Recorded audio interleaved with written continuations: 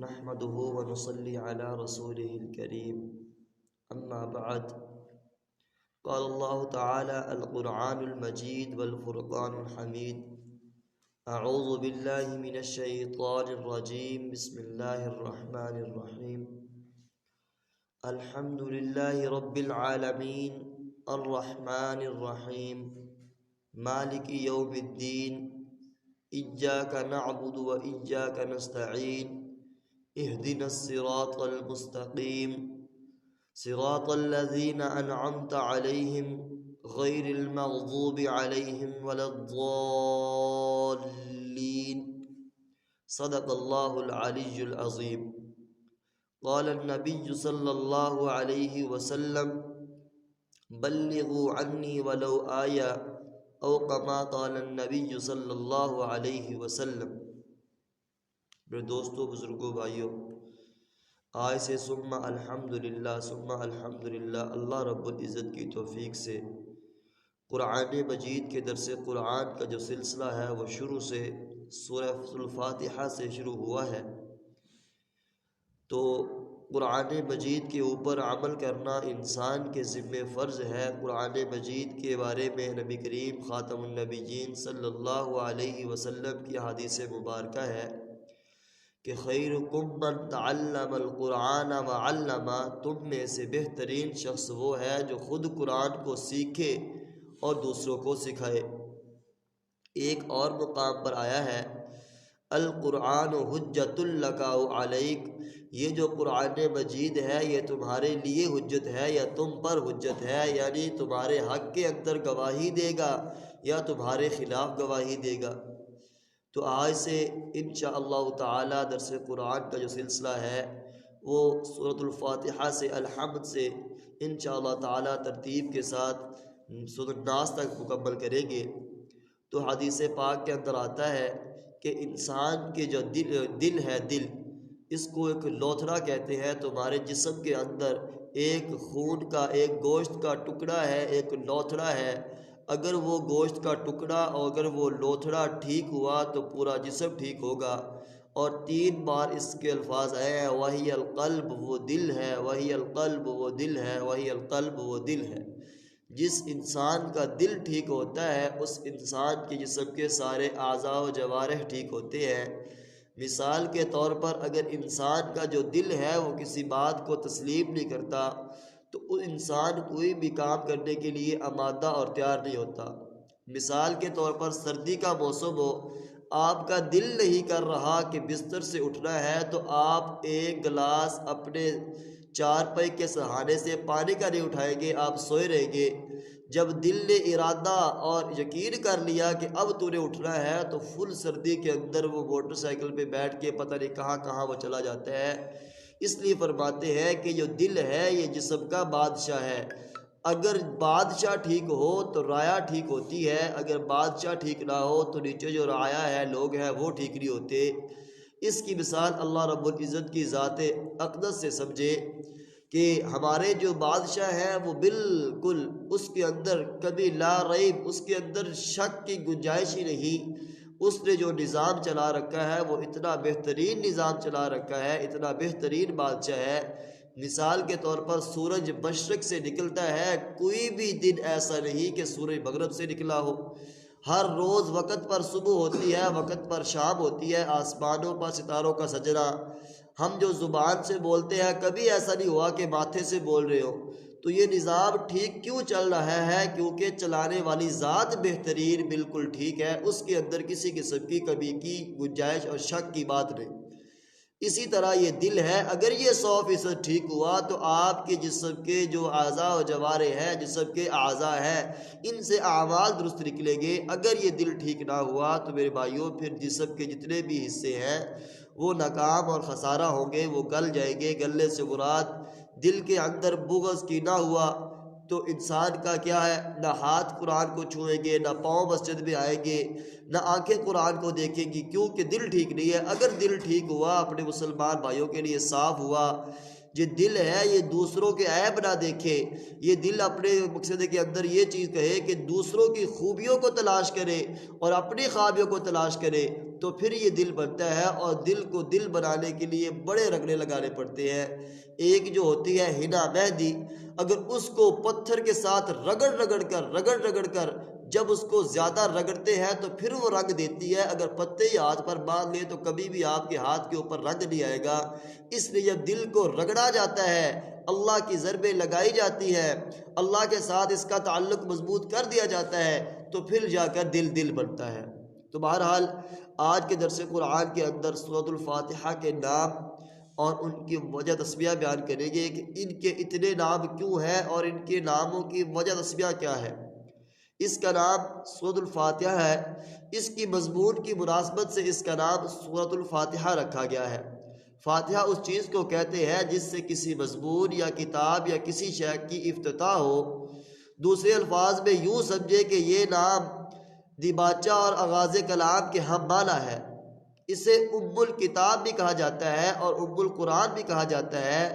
اس سورت کے متعدد نام ہیں: فاتحہ، فاتحۃ الکتاب، سورہ کنز، کافیہ، وافیہ، شافیہ، شفاء، سبع مثانی، نور، رقیہ، سورۃ الحمد، سورۃ الدعاء، تعلیم المسئلہ، سورۃ المناجات، سورۃ التفویض اور سورۃ السؤال، فاتحۃ القرآن اور سورۃ الصلاۃ۔ یہ جو مختلف نام ہیں ان کی مختلف ناموں کی مختلف وجہ تسمیہ ہے۔ اس کا نام جو سورۃ الفاتحہ ہے، ایک روایت میں ہے وحی کا سلسلہ اسی سے شروع ہوا۔ دوسرا نام جو ہے فاتحۃ الکتاب، کیونکہ قرآن مجید جو ہے اسی سے شروع کیا گیا ہے۔ تیسرا نام جو سورۃ الکافیہ ہے، کیونکہ سارے قرآن کے مضامین کی بنیاد اسی میں لکھی گئی ہے۔ چوتھا نام سورۃ الکنز ہے، کیونکہ سارے قرآن کی دولت کا خزانہ یہی ہے۔ پانچواں نام سورہ کافیہ ہے، یعنی نماز میں دوسری صورتوں کے بدلے میں اس کو پڑھنا کافی ہے، لیکن اس کے بدلے میں کسی اور صورت کو نہیں پڑھا جا سکتا۔ مثال کے طور پر آپ نے صلا سبحانک اللہ کے بعد سورۃ الفاتحہ پڑھنی تھی، آپ سورۃ اخلاص نہیں پڑھ سکتے، قرآن کی کوئی بھی آیت نہیں پڑھ سکتے، اگر پڑھی تو آپ کی نماز نہیں ہوگی۔ پانچواں نام جو کافیہ تھا اس کی وجہ بتلا دی۔ چھٹا نام جو سورۃ وافیہ ہے، جب یہ سورت نماز میں پڑھی جاتی ہے تو پوری پڑھی جائے گی، صرف 2-3 آیتوں پر اکتفا نہیں کیا جائے گا۔ مثال کے طور پر کوئی یہ نہیں کہہ سکتا الحمدللہ رب العالمین کے بعد قرات کر کے رکوع کر لے، نہیں، یہ الحمد سے لے کر ولضالین تک مکمل پڑھی جائے گی، ایک آیت کے اوپر اس کا اکتفا نہیں کہا جائے گا۔ یہ کیا تھا؟ پانچواں نام کافیہ تھا، اس کی وجہ تسمیہ تھی۔ چھٹا نام جو وافیہ ہے، یہ بھی بتلایا کہ نماز کے اندر ایک آیت کے اوپر اکتفا نہیں کیا جائے گا، بلکہ ساری کی ساری پوری صورت جتنی بھی آیات ہے اتنی ساری کی ساری آیات اس کی پڑھی جائے گی۔ ساتواں نام سورہ شافیہ ہے کہ اس کو پڑھ کر دم کرنے سے بیماریاں دور ہو جاتی ہے، چاہے وہ جس چیز کی بھی بیماریاں ہوں۔ آٹھواں نام سورہ شفاء ہے، وجہ یہ ہے کہ اس سے شفا ملتی ہے۔ نواں نام سبع مثانی ہے، کیونکہ 7 آیتیں ہیں اور نماز کی ہر رکعت میں ان کی تکرار ہوتی رہتی ہے۔ 10واں نام سورہ نور ہے، اس کے سارے مضامین نور ہی نور ہیں۔ 11واں نام سورہ رقیہ تھا، کیونکہ زہر کے اتارنے میں یہ سورت کریمہ منتر کے طور پر کام کرتی ہے۔ کسی انسان کو کسی چیز نے ڈس لیا، سانپ نے ڈس لیا، بچھو نے ڈس لیا اور موذی جانور نے ڈس لیا، تو الحمدللہ رب العالمین پڑھ کر اگر اس کے اوپر دم کیا جائے تو زہر کو ختم کر دے گی، زہر بالکل ختم ہو جائے گا۔ تو 12واں نام دعا ہے، کیونکہ اس میں بہترین دعا سکھائی گئی ہے بندے اور اللہ کے درمیان، کہ بندے نے اپنے رب سے کس طرح مانگنا ہے، اور اللہ رب العزت انسان کو دعا سکھلا رہے ہیں کہ تم نے جب بڑے سے مانگنا ہے تو اس طریقے سے مانگنا ہے، جب طریقے سے مانگیں گے اس وقت اللہ رب العزت انسان کی دعا کو قبول کرتا ہے۔ اور جو 13واں نام تھا وہ رقیہ نام تھا، کیونکہ زہر کے اتارنے میں آپ کو بتلایا کہ جو بھی آپ کو چیز ڈھس لے، کوئی بھی موذی جانور ڈھس لے تو یہ ہے۔ اس کے اوپر ایک واقعہ انشاءاللہ تعالی جب درس قرآن کا سلسلہ شروع ہوگا تو آپ کو سیدہ ابی عائشہ صدیقہ رضی اللہ تعالی عنہا کی روایت بخاری شریف کی آپ کو بتلائیں گے کہ اس صورت کو دم کیا اور ایک بادشاہ کو شفا ملی۔ تو 14واں نام سورہ مسئلہ ہے، کیونکہ بے شمار مسائل و عقائد اعمال کے اس میں موجود ہیں اور تمام مسائل کی اس میں بنیاد رکھی گئی ہے۔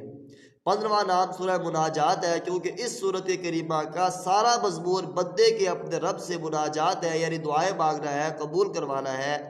16واں نام سورۃ تفویض ہے، کیونکہ اس صورت کریمہ میں بندے اپنے کو بالکل اپنے رب کے سپرد کر دیتا ہے کہ اے اللہ پاک، میں اپنے آپ کو تیرے سپرد کرتا ہوں، اب تیرے ہاتھ میں معاملہ ہے کہ مجھے جس طرح مرضی بنا۔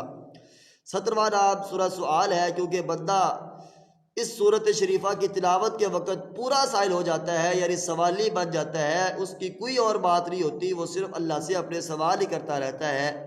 18واں نام ہے ام الکتاب، کیونکہ ہر آسمانی کتابوں کا جو جوہر ہے وہ اس کے اندر ہے۔ 19واں نام فاتحۃ القرآن ہے، کیونکہ قرآن کی ابتدا اس سے ہے، یہ نام اور دوسرا نام فاتحۃ الکتاب ایک کی وجہ سے رکھا گیا ہے۔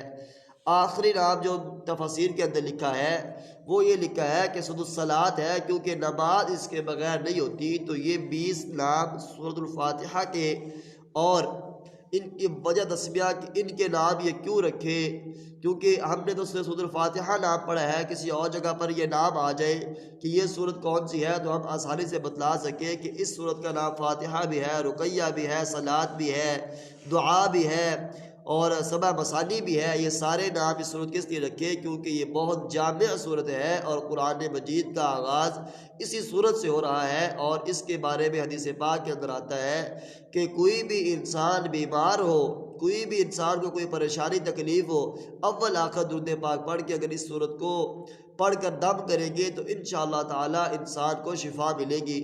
تو انشاءاللہ کل کے درس قرآن کے اندر اس صورت کے زمانہ نزول، یہ صورت کس زمانے کے اندر نازل ہوئی اور اس کی کیا وجہ تھی کہ یہ صورت کیوں نازل ہوئی، اس کے بارے میں بات کریں گے۔ تو دعا ہے اللہ رب العزت سے کہ ہم سب کو قرآن کے مطابق زندگی گزارنے کی توفیق عطا فرمائے۔ اگر دل کا جو پیالہ ہے وہ خالی کر کے بیٹھیں گے، بات سنیں گے، آپ نے یہ نہیں سوچنا کہ بات کون کر رہا ہے، آپ نے یہ سوچنا ہے کہ بات کس کی ہو رہی ہے اور کس کلام کی بات ہو رہی ہے۔ اگر یہ دل کو اپنے آپ کو مطلوب سمجھ کر کے ہم یہ چیز طلب کرنے کے لیے بیٹھے ہیں تو پھر انشاءاللہ دیکھنا کہ ایک ایک لفظ آپ کے لیے نور بنے گا۔ اگر صرف یہ کس لیے بیٹھے کہ قاری صاحب آتے ہیں، یہ نہ کہیں کہ بیٹھتے نہیں، اب اس لیے بیٹھ جاتے ہیں، تو پھر میرے بھائیوں فائدہ نہیں ہوگا۔ اس لیے جب بھی دین کی کسی بھی مجلس میں بیٹھے تو اس نیت سے بیٹھے کہ یا اللہ ایک لفظ سے میری اصلاح فرما، تو پھر دیکھنا وہ ایک لفظ آپ کی زندگی کو بدل کے رکھ دے گا۔